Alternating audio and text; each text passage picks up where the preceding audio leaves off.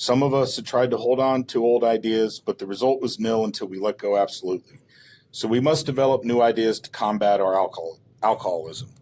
This is a speaker discussion meeting. Our speaker will share their experience on any topic they selected from the Big Book or the 12 and 12. Afterward, we will open the meeting for discussion. Please keep sharing to 3 to 5 minutes. Thank you.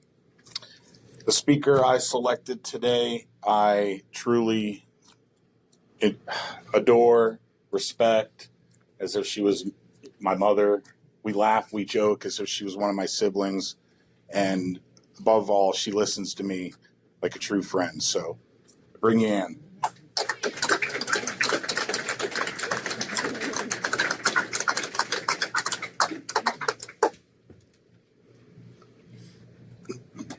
And then my heart starts thumping. My name is Anne. I'm an alcoholic.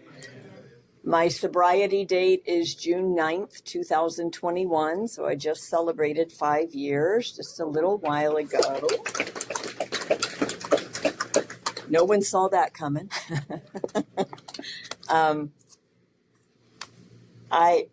If you recognize me, you recognize me from the Unity meeting. A lot of people where I work with Wes every month. We are the drinks and the 50-50 raffle people, and we have a lot of fun up there. We have a very good time talking to everybody. It's a very active table. When Wes asked me to speak, he said I can speak about anything I want, which immediately set all my fear and pride and everything into action. And I talked to my sponsor and I said, I can talk about anything I want. And she goes, well, what I usually do is I just flip the book and put my finger in it. And I said, okay, but then I'm going to direct it if I do that. And I asked my daughter, who is not in AA and not familiar with the book, I said, pick a number between 1 and 164. And she picked 76. And as soon as I got that text from her, I turned around and my thermostat said 76. And I went, all right, so I'm going to talk about 6 and 7, I guess. I have this paper in case I get panicky and need something to ground me again. Step 6, something that I learned is there's a movement from the time you say the 3rd step prayer, because there's no amen at the end of the 3rd step prayer. And it's a movement from the 3rd step till you say the 7th step prayer, which has an amen at the end. So it's a process you're going through. You're uncovering, you're self-reflecting, you're learning some things about yourself that you have been lying to yourself about, and we're all afraid of 4 and 5, but everyone else knows you're doing these things. You're the one that doesn't know that you're doing these things or how they're affecting people. And step 6 is about willingness. I woke up willing on June 9th, 2021. I had messed around in this program since 2013, coming in and out and just kind of giving it half measures. And on June 9th, 2021, the day before, it was COVID time, so I had done a Zoom call for my DUI, got the sentencing of what I had to do, immediately got in my car, started drinking. I got in my car, drove. I had a house in North Carolina and I was living in Florida as a travel nurse.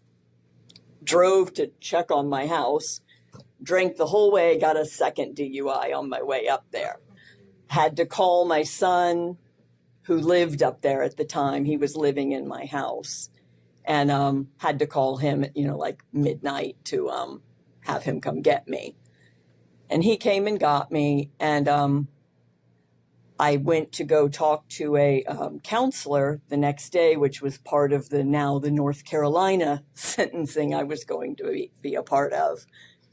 And he said, Anne, how are you going to quit drinking? And I said, I don't know. And the next day I was going to drive back to Florida, and I went to the gas station to gas up my car, and I went in there and I bought something like a Mike's Hard Lemonade or something. And I stood there at the gas pump and I said, are you really going to do this? Is this the life you're going to live now? Because, now I'm in a huge mess. I was in a little mess and now I'm in an enormous mess. And I dumped it out. I got in my car and I haven't drank since the day before. Willing says yes before everything makes sense. And I was just recently, I've said yes to a lot of things recently, and I was starting to feel like they were converging on me. Like maybe I've said yes too many times now and I need to calm down. And I have a friend who says God does the editing. So I'm not fearful when I say yes, because I know something will happen that helps me to manage it. And I was texting a friend because I had said yes to hosting someone at the state convention, which I had no idea what that meant. And she was excited and she's like, oh, wow, who are you hosting? And I went, I don't know. I don't know. I said, I just said yes. And I figured I'd fill in the blanks like who she is later, and what that means to host someone. And so I'm finding out little by little, and it's in August. I have time to figure all that out. But I've said yes.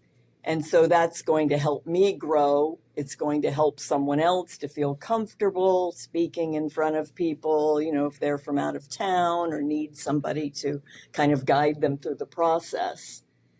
And step 6 is the bridge from who you were to who you're willing to become. You're not your thoughts and your intentions, you're what you do. And step 7 is humility, which was something that was missing in me for a long time, but I sure got a taste of it, having 2 DUIs and spending the night in jail a couple of times. And now Florida didn't know about North Carolina. And I was told by the counselor in North Carolina to, he said, you can go to rehab and you can exchange it for jail time, because this is a mandatory jail sentence when you have the second DUI. And so, of course, I went to rehab. And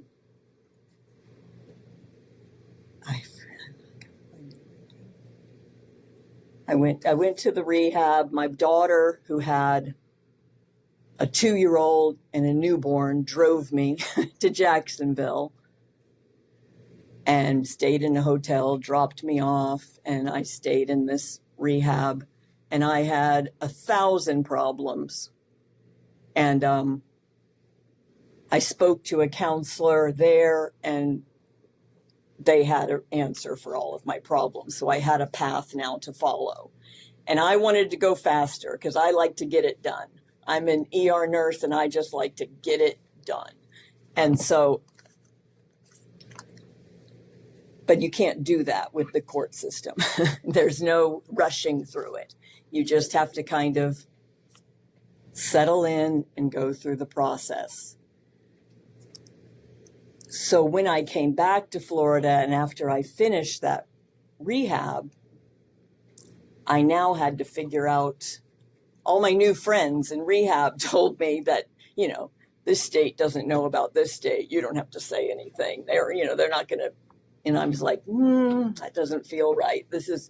I couldn't get it out of my mind. So I had a parole officer and I told her about the second DUI because no one, Florida didn't know about North Carolina. So I ended up having to spend the night in jail again, this time with a lawyer, and being told I was going to be let out the next day after the court date. And they were all reassuring me. I was like, they were all reassuring me, if you have any deal where they say they're going to let you out, you are getting out tomorrow. It might be late. And when I came into the jail cell, everyone in there was a lot younger than me. I was a lot rounder then, and they all nicknamed me Mrs. Claus.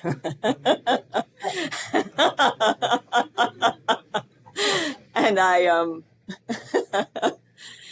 so I came in, this young girl kind of adopted me, and she made this woman get off of the bottom bunk and go up to the top bunk so I could have it. Showed me how to set up the sheets, all this stuff. And so I go into the courtroom the next day, and they're all like kind of clinging to me like a mom, you know. And so we're all shackled, and they're all like leaning up against me in this courtroom. And so I'm like at the end of the bench, and they're all leaning up against me, you know. And then when they called me up, I go up, and some man from the back of the courtroom yells, "What could that woman possibly have done?"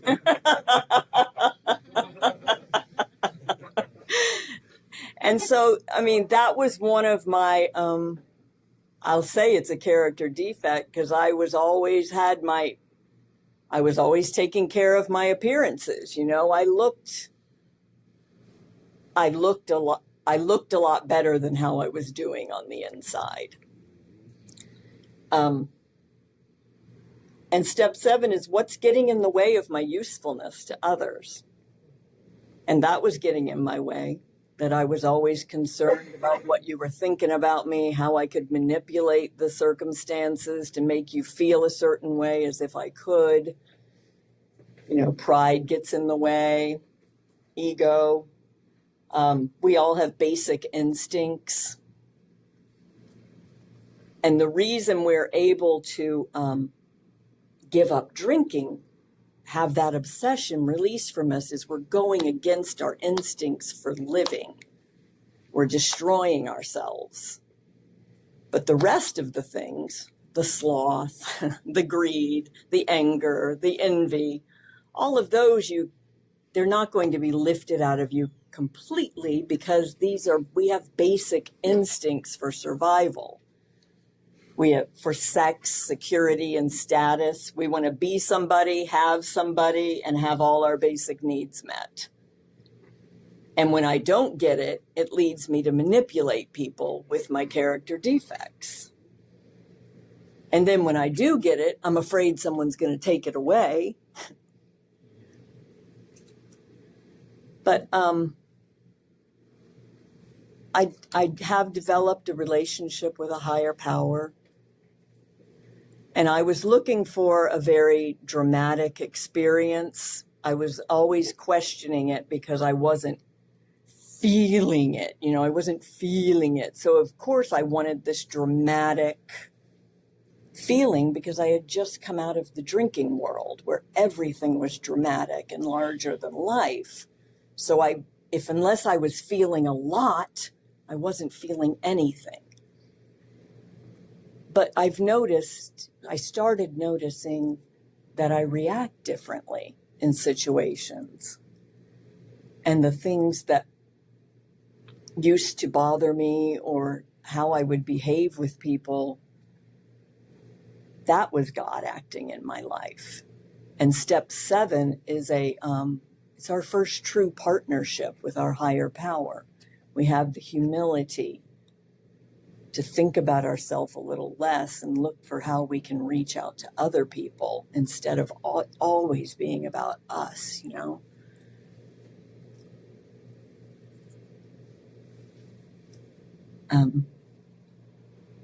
I now have these 2 beautiful granddaughters, and I didn't get sober until they were like 2 and probably about 6 months old, I'm guessing.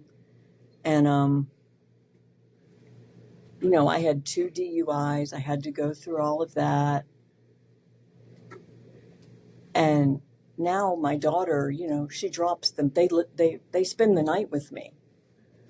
And I drive them around everywhere. You know, I'm trusted. I am a trusted person now.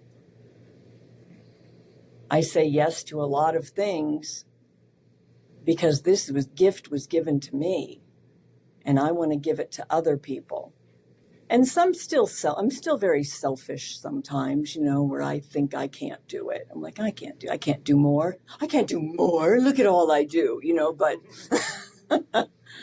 you can. You can always say yes and learn one more thing or do one more thing.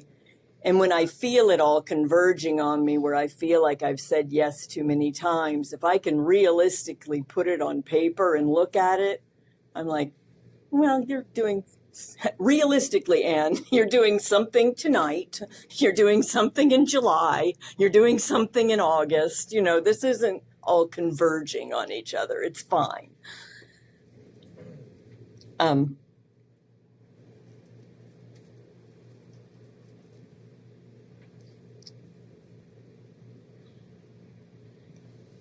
running out of things to say. I thought I had more to say. But, we're all a part of each other. So if you hear things that you've heard before, it's because I've been listening to the same inspiring people that you've been listening to, and some of them are you. And I'm not Mrs. Claus anymore. I do have a mug that says Mrs. Claus, and I leave it out to remind me of where I've come from. I'm so grateful for this life. I can't believe I got to be here. I've tapped into this group of women that meet online once a week, and beyond that, we're all friends now. I mean, it's like this enormous network of people. I never had friends like that drinking, never. I may have had one or two people that were drinking like I did so they could hang around, and as soon as they weren't drinking like I did or questioned anything that I did, they were out. And anytime I was asked to do something, my first thought was, how can I get out of this? And what I would do is just not show up, just not show up, and then ghost everyone until they forgot I existed, and then show up again later, But now I know if I say yes to something, that my higher power is going to make it possible for me to do it.